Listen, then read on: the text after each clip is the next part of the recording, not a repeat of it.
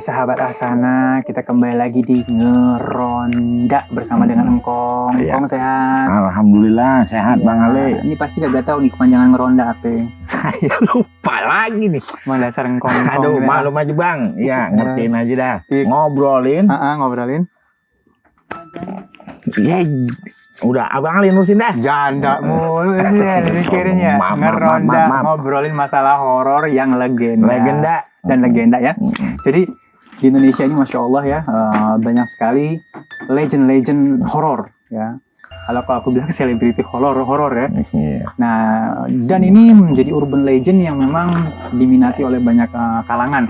So di sini kita akan coba sikapi dari sisi positif dan negatifnya, dan mudah-mudahan Insya Allah ada pelajaran sama-sama yang kita bisa ambil ya dari sisi lain ya. Dan Engkong ini Masya Allah dia bisa menyatukan rasa dengan cepat.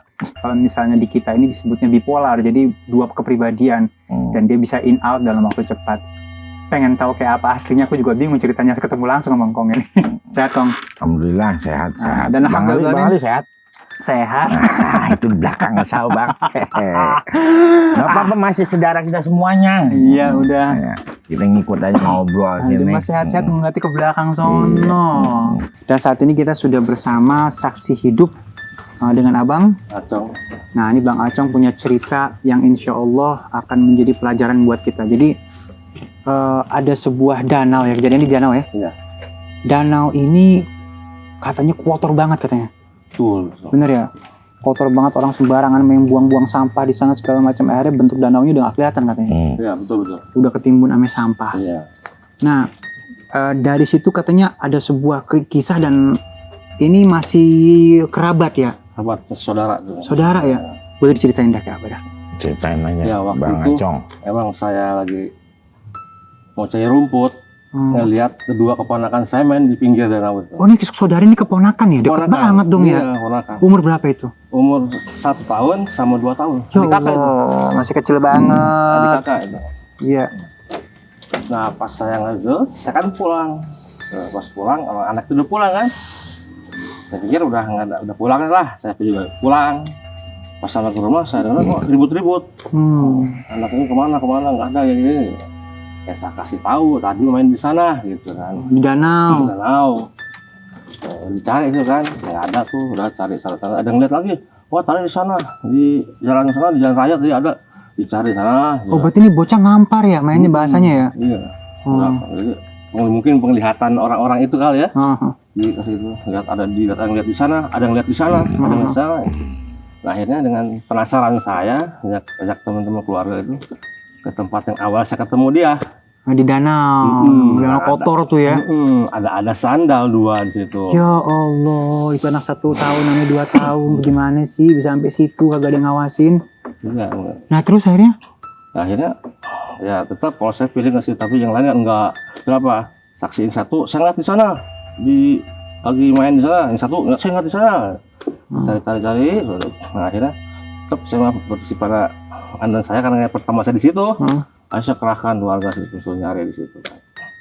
Sampai 1 hari 1 malam cari situ, akhirnya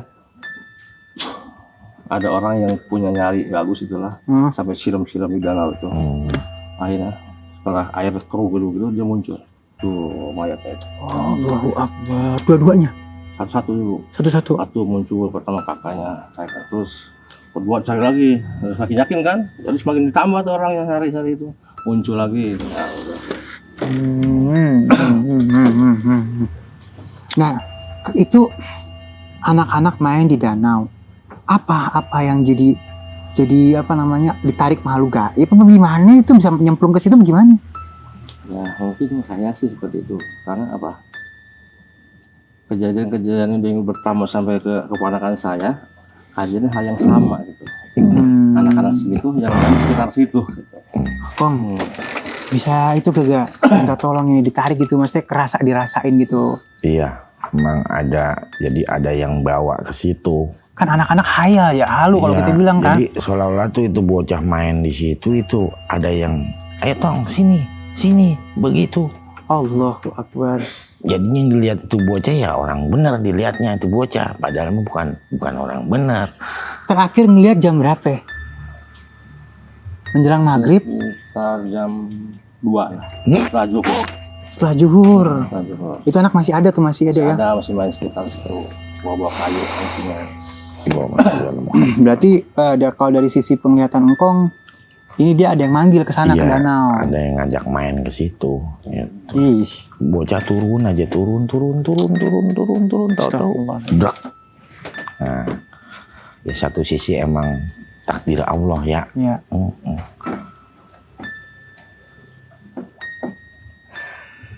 Tapi kalau menurut engkong udah dalam keadaan baik ya dua-duanya. Insya Allah. Insya Allah ya. Udah baik. Kan banyak yang bilang katanya kalau misalnya diambil sama siapa masih gentayangan atau gimana?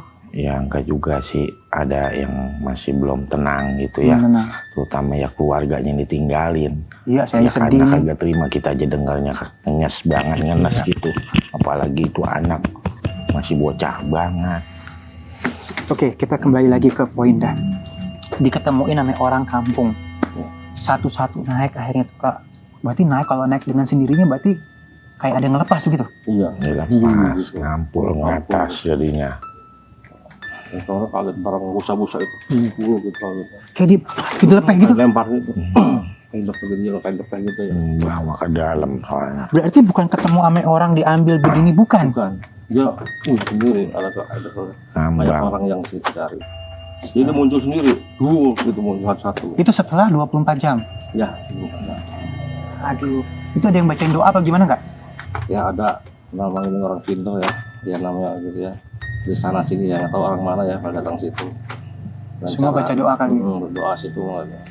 Terus ada petunjuk juga tuh orang-orang yang itu katanya nggak jauh, di sini nggak jauh gitu. Oh. Dia meyakinkan dari situ. Ya Allah, ntar kita bacain doa ya. Nah, sampai saat itu mitos itu berkembang biak, maksudnya berkembang nggak di masyarakat nih? Dulunya memang waktu pertama kejadian sebulan 2 bulan memang wah sangat ini sekali karena pokoknya ramai lah pokoknya.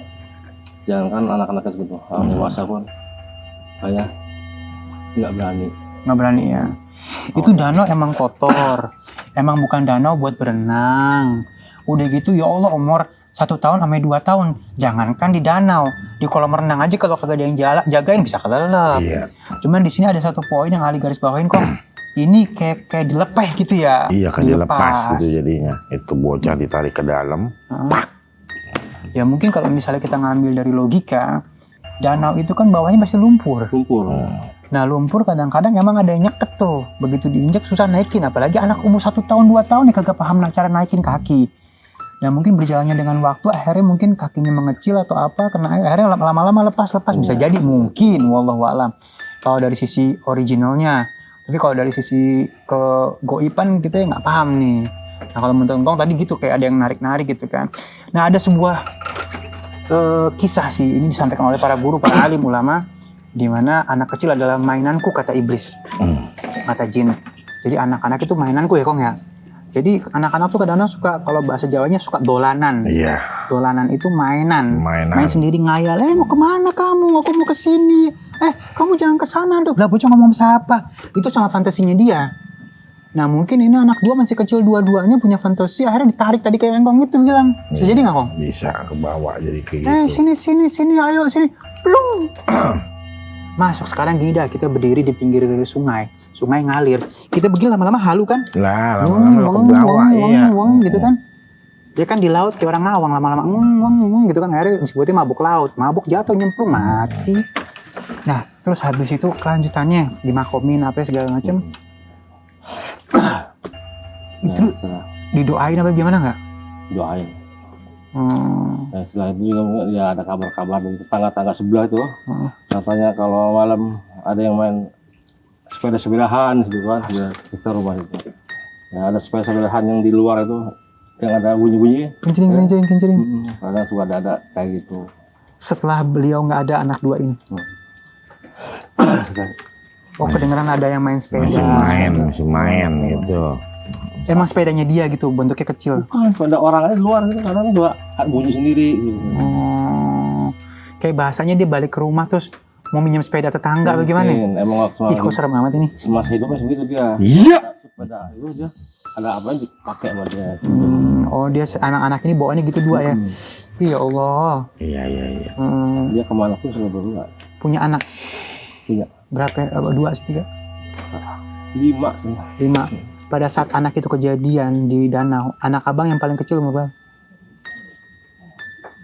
5 tahunnya. Masih kecil juga tuh. Pasti langsung diwanti-wanti dong.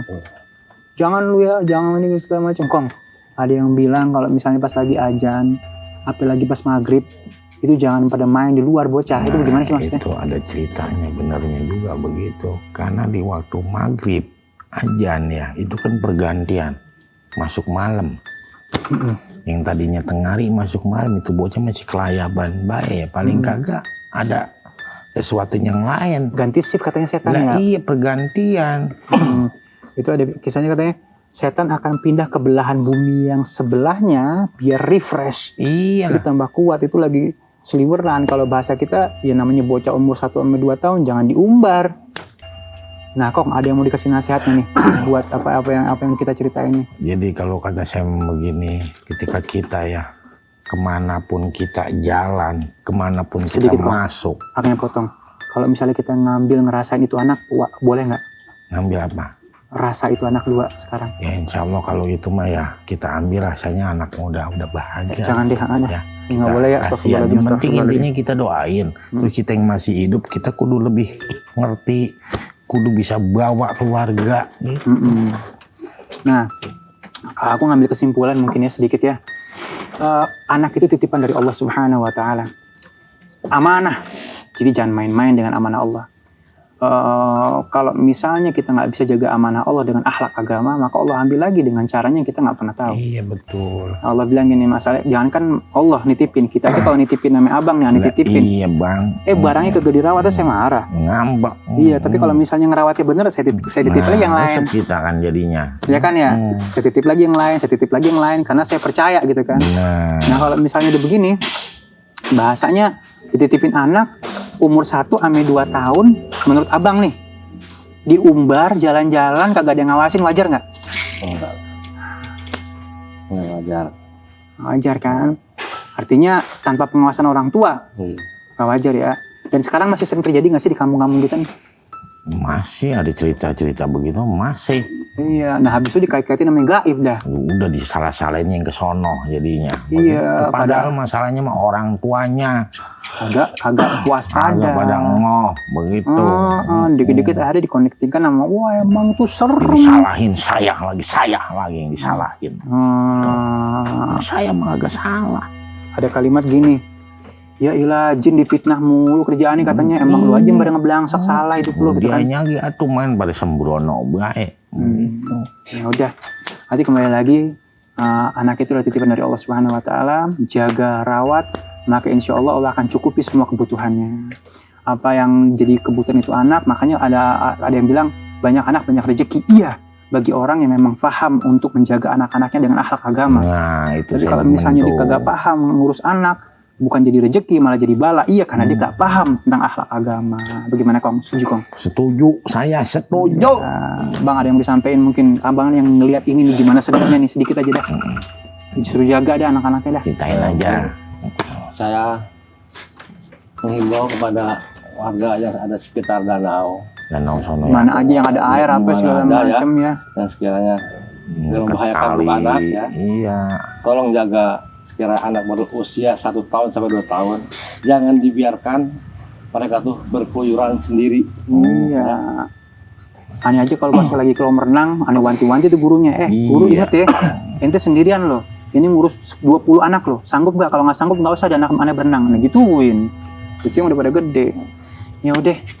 Aduh. Kita patehahin nanti ya. Namanya siapa? Anaknya masih ingat nggak? Rijal. Sampai nanti di closingan kita patehain. Iya. Baik. Makasih ya teman-teman. Mudah-mudahan ngeronda kali ini ngobrolin masalah horor dan legend.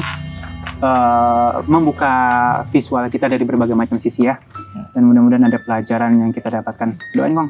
Ya. Kita closing ya. Assalamualaikum. Assalamualaikum. Ayo Kong.